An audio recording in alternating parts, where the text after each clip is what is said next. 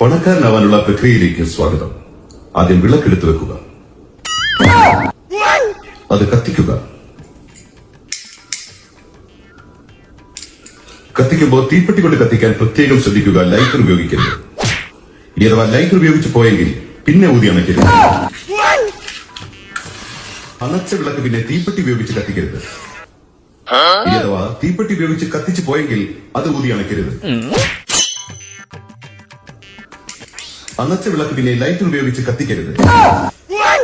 ഇനി അഥവാ കത്തിച്ചു പോയെങ്കിൽ ഒരു കാരണവശാലും അത് അണയ്ക്കരുത്. അത് നെഗറ്റീവ് പ്രഭാവം ഉണ്ടാക്കും, നിങ്ങളെ കൂടുതൽ റെഡി ആക്ഷൻ.